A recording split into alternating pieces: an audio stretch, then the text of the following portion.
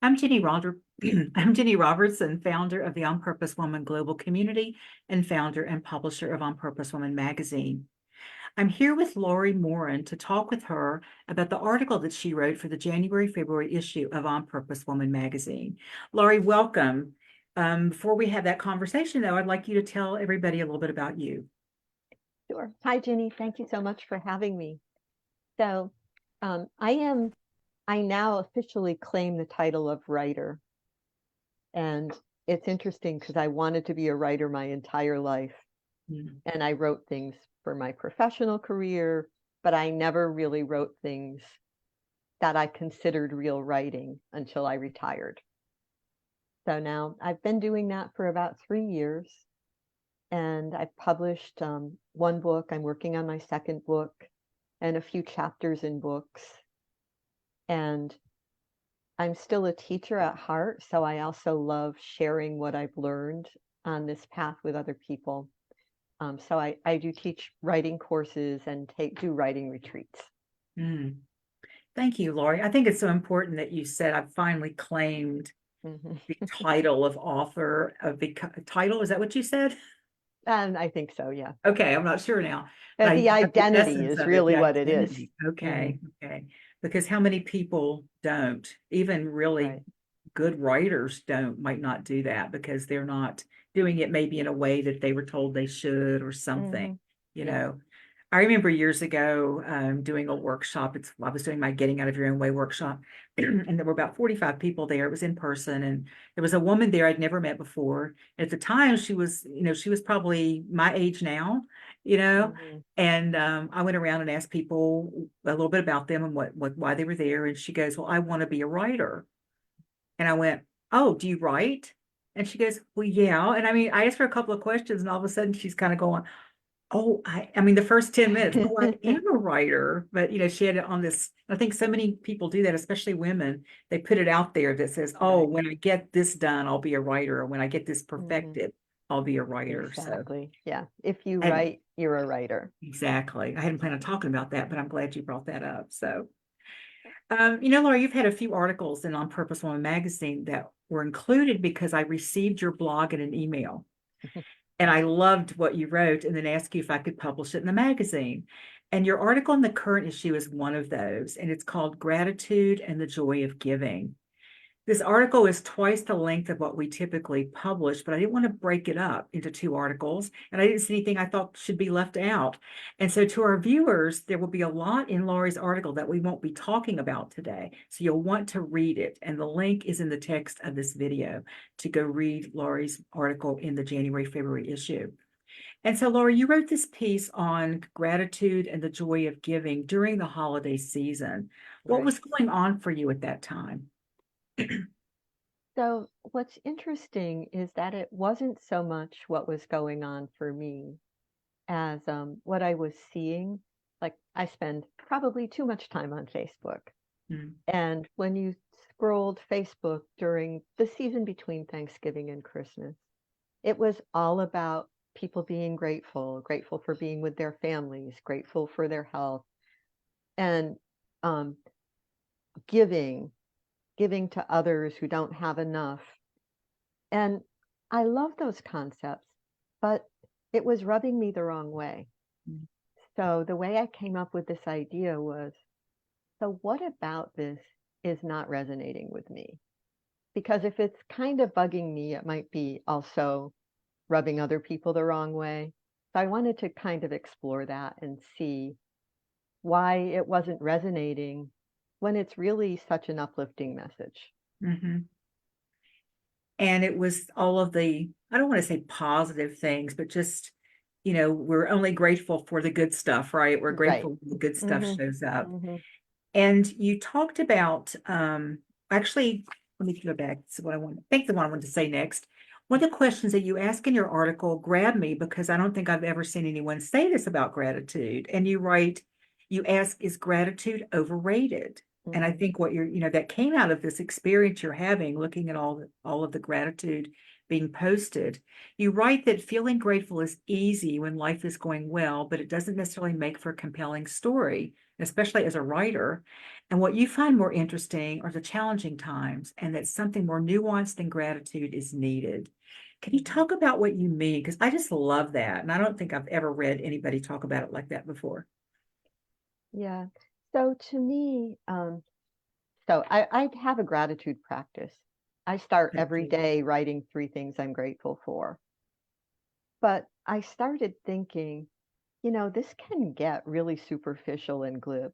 Of course, I'm grateful to be alive. I'm grateful for my partner. I'm grateful for my dog.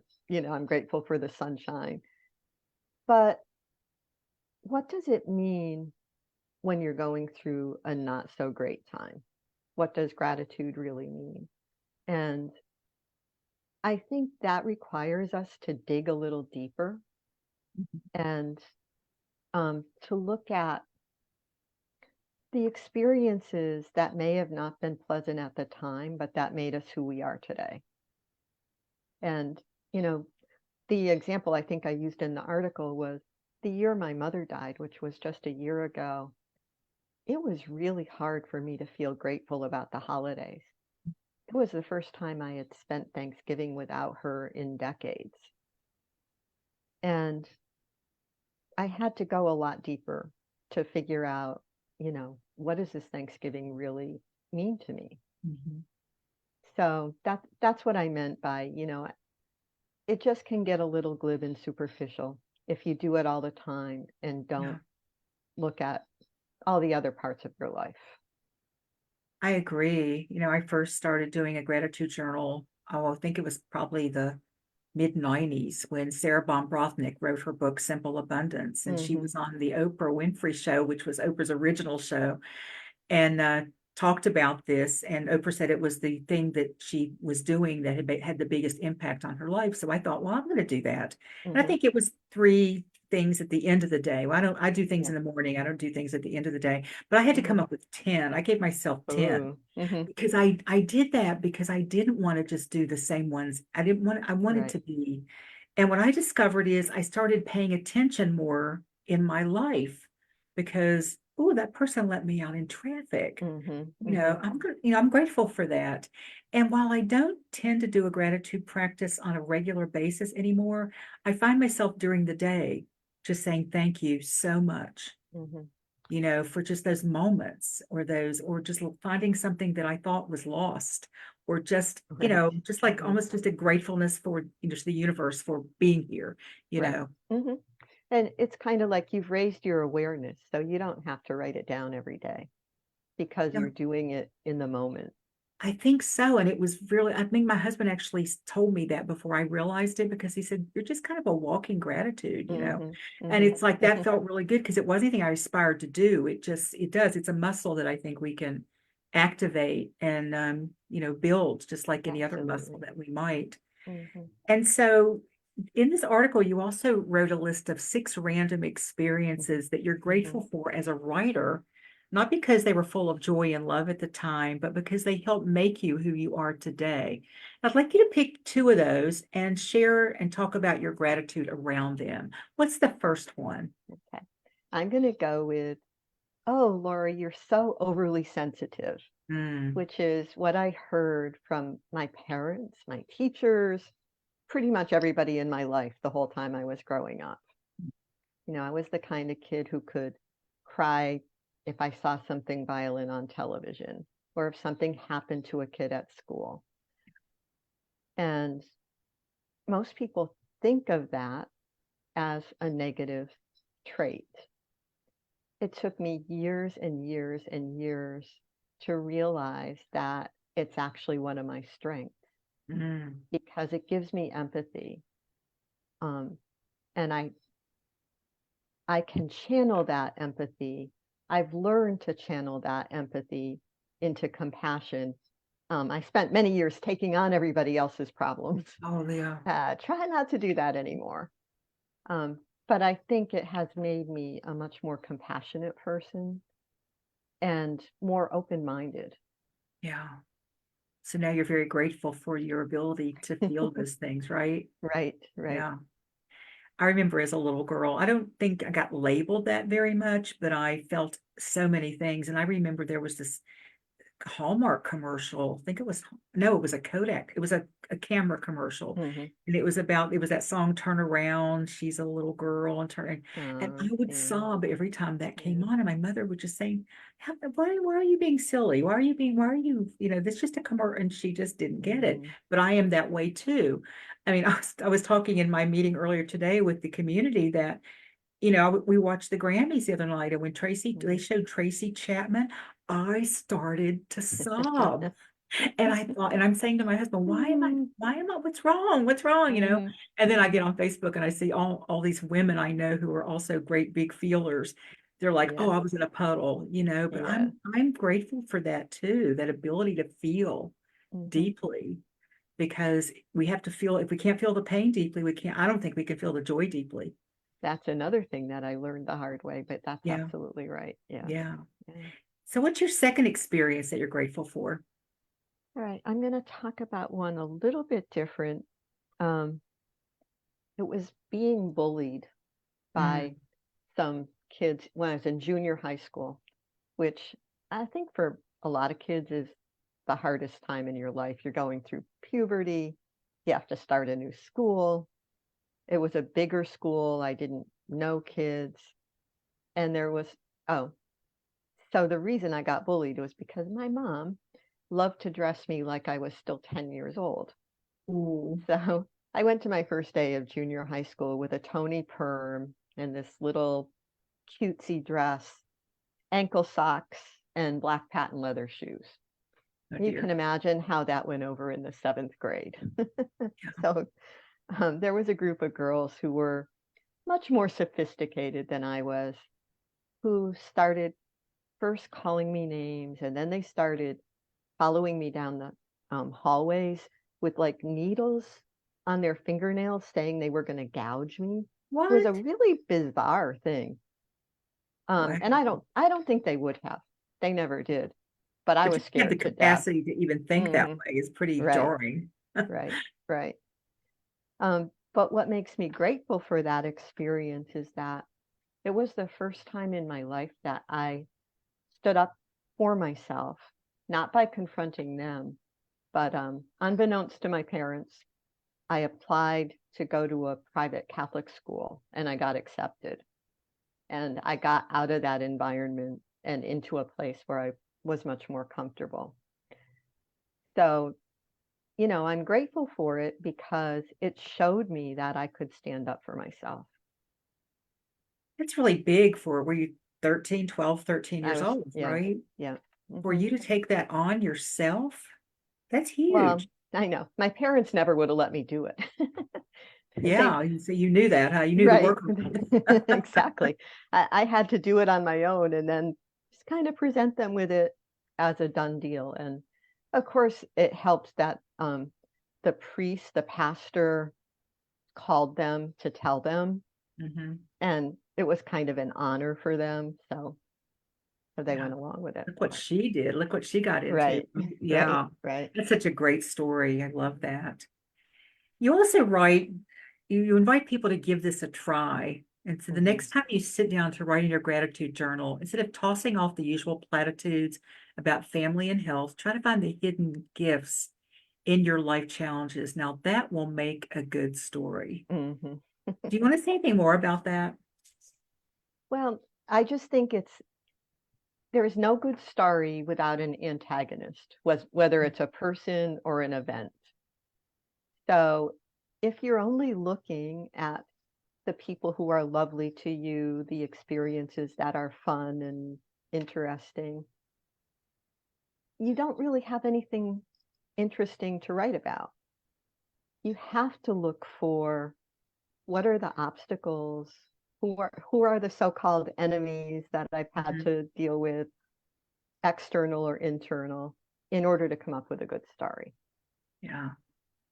And even outside of the story writing, I think that if we're only looking at that stuff on a regular basis, all the, kind of the rose-colored glasses, as they Mm-hmm. say, Yeah, that there's a lot of healing that'll never get done either. And that's I'm right. sure that the writing, if you haven't started to do some of the healing work before you do the writing, it's going to come out as you do the writing, right? Yes, it does. Work. And some people are very afraid Absolutely. of that, Hmm. afraid of that, but Yeah. you're here, you're living proof that you get onto the other side, right? You do get to the other side. Some of us take longer than others. Well, some of us also have those things that we just thought we were done with, and then 10 years later, something happens to rock our Oh, world. right. It's like, oh man, I thought I was done with that one, but Hmm. it's all awareness and it's all a process, isn't it? Right. And I'd rather be in the process than be oblivious to it. So, Yeah, so that's a good example because that's one of the things I used to complain about. Oh my God, I thought I dealt with my mother issues, yeah. And I heard somebody explain something that really helped me, which is that it's like a spiral. So you keep coming back to the same things, but you're on a different level, hopefully Mhm. a higher one, although you can Yeah. spiral down too. And Yeah. that really helped me to look at things differently when they come up and I thought I'd already dealt with them. Hmm. Yeah. And I love it when they come up and I realize there's no energy around it. I don't feel it in my Hmm. body anymore. And Yeah, then I know, oh, this is just information now. It doesn't have any hold on me anymore. yeah, yeah. Yeah. Another question that you ask in your article is it better to give than to receive? Hmm. And it's another question that we could spend hours talking about and just Right, barely raise right. the surface. But what do you most want to share about this question, and why did you ask it? I asked it because, again, I was seeing on Facebook all these things about the joy of giving, giving to people who don't have. I believe in all that stuff, and I Mhm. actually do all that stuff. But it reminded me of when I was a kid and in Catholic school, and they're talking about it's better to give than to receive. And I thought about all the women I know who are already overgivers. Mm. And I was thinking, you know, for those women, it may not be better to give than to receive. It may be better to learn how to receive because it's really an energy flow. Mhm. If there's no receivers, there's can be no givers.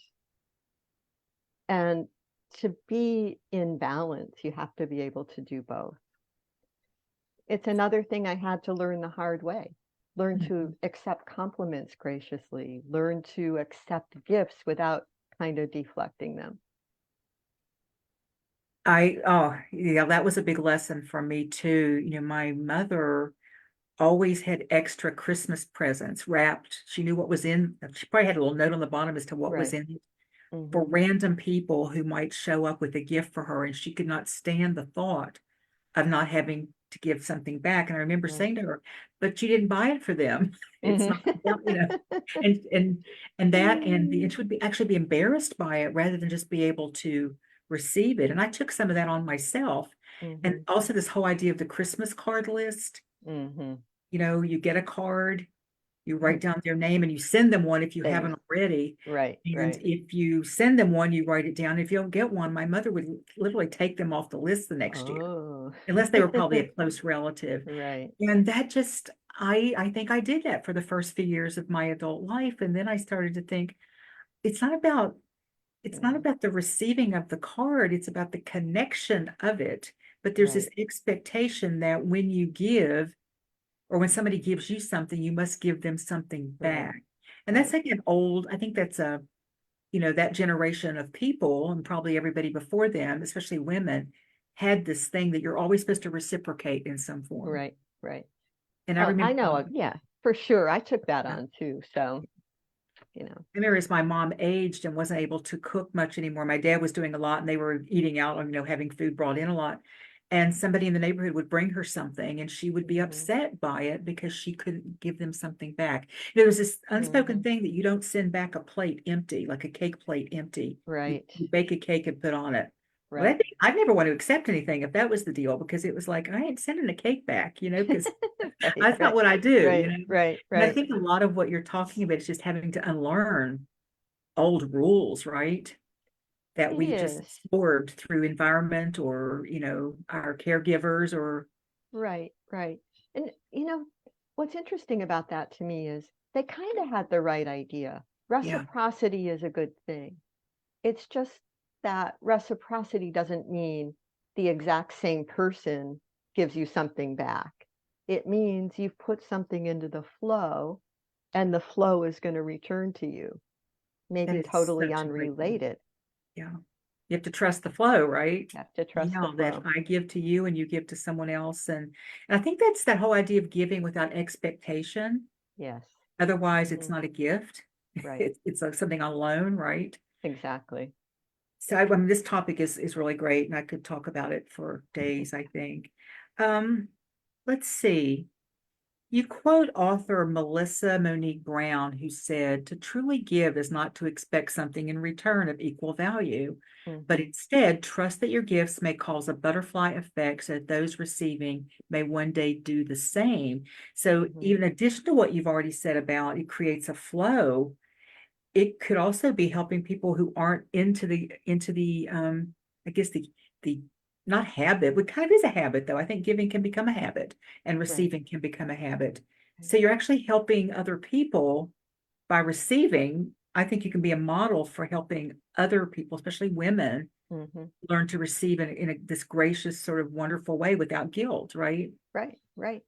And it's hard for most of us. Yeah. And the Is other that, thing I like about that flow idea is um, I've seen it. It has come back to me recently. I was in line at Starbucks drive-through and somebody paid for my order. And that's such an unexpected gift and with it no is. expectation of return. So that whole pay it forward idea, I Yeah. think, is a really powerful one. And I think it's easy to forget the impact that can have. Did that just like have you smiling the rest of the day? Made my day. It totally Yeah. made my day. Of course, I wanted to track down that person and thank them, Hmm. but Were that you was not inclined to buy for possible. the person behind you? Did you, or were you Hmm. gonna wait and do that at some other I time? did it at a different time. Yeah. See, I think that's for me, that would be the let receive it and feel it. Don't just Yeah. automatically say, well, I should probably do it for the person behind me, Right. right? Right. But it puts it in our consciousness so that we're more apt to do it at another time, I think. Absolutely. And I love that reminder. I mean, I know I love just getting a card in the mail, Hmm. like with real handwriting on it. Yeah. And it reminds me that it takes nothing for me to put a card in the mail to someone for no Right. reason. Right. Just, and that's a form of giving and receiving and not going, oh, I wonder why they sent me a card. Or maybe I should send them a card. Yeah. And I realized the whole thing with Absolutely. my mom was about guilt, the guilt around not being able to do that. Yeah. And, I'm a big believer in you can't be in joy and guilt at the same time. You cannot. So, That you is the know, truth. giving and Guilt receiving, doesn't serve much of a purpose. it does not. It does No. not. I had someone tell me one time in a workshop I was teaching, because I talked about, I had them look at guilt in a different kind of way. Hmm. It's just this lie we tell ourselves because I feel guilty. That means I'm a good person Right. because I shouldn't Right. have done that. And she goes, well, how do you keep, I mean, guilt is what keeps us from murdering people. And I said, I don't Hmm. get up every day and have to feel guilty about, it's not even in my radar that I might do it. That's something else. That's not Right. guilt. Right. Right. It may be fear of the legal system or something, or you're just not in your makeup to do that. And so it really doesn't serve any good purpose, I don't No. think, other than to keep us mired in self-loathing or something worse. Lori, do you have anything coming up that you want to share with our viewers? Yes, I've started doing a new thing, which is offering a 20-minute story chat to people who want to write something but kind of aren't sure how to get started. Hmm. So it's for free. You can sign up for it on my Calendly link. And I love talking about book ideas. So I can tell you just lit up when you started talking about it. Yeah. they do. And if you're watching it right now live in the Facebook group, that link is not there yet. It will be there in about 10 more minutes. So, but if you're watching this on the replay, look for that link and have a chat with Laurie and see if this book idea you have, where you might go with it and maybe flesh it out a little bit with her. And so, Laurie, what is I guess, the most important idea you want to leave us with today? So I've been thinking about this. I think it's related to the article, but it's not in the article. Hmm. And it's that there is a collective consciousness out there. And if you are feeling something, chances are a lot of other people are feeling it too. So don't discount those nudges you get, like to question something, to look at something differently. I used to plan out my newsletters in advance. I'd have topics and, I'd have a list of things. Oh, it's this holiday. I'll talk about love, blah, blah, blah. I don't do that anymore. I try to pick up my themes from what I'm observing and feeling around me. Hmm. Which also makes it way more relatable to the people you're reaching out to, I would imagine. Mhm. Yeah. Thank you for that reminder too, because, as I was talking about my experience of the Grammys, and I was questioning myself. I was feeling kind of silly for why am I so emotional over Tracy Chapman? Well, I know why. I mean, that's the song book of my life, and Right. I just think in fact, my husband looked at me and said, she's a Buddha. Mhm. She's just this elegant, amazing woman. And I was feeling all of that. And then I go on, as I mentioned, I go on Facebook and see there's so many other people because I'm thinking, this is just silly. Why am I doing this? Which is not how I typically talk to myself. There Mhm. was something in that moment I was questioning because it came so quickly. It just Mhm. came like boom, right? Right. And I saw her hand on the guitar and knew it was her and went, oh. Aw. So that's like one of my favorite moments in a while. So, Laurie, thank you. Thank you so much for all that you bring, for sharing your wisdom and your heart with us in the magazine, on these chats, out there in the world in general. You're a real gift. You are a real gift. You can also find Laurie's information in the chat as well as the link to her book.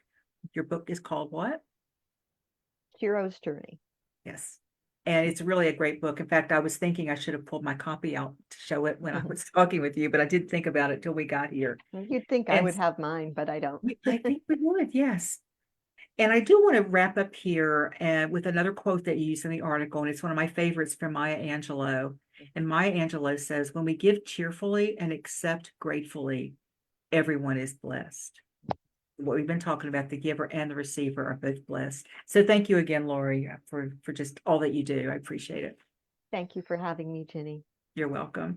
And thank you for watching the Real Women, Real Purpose talk show live in the On Purpose Woman Global Community Facebook group.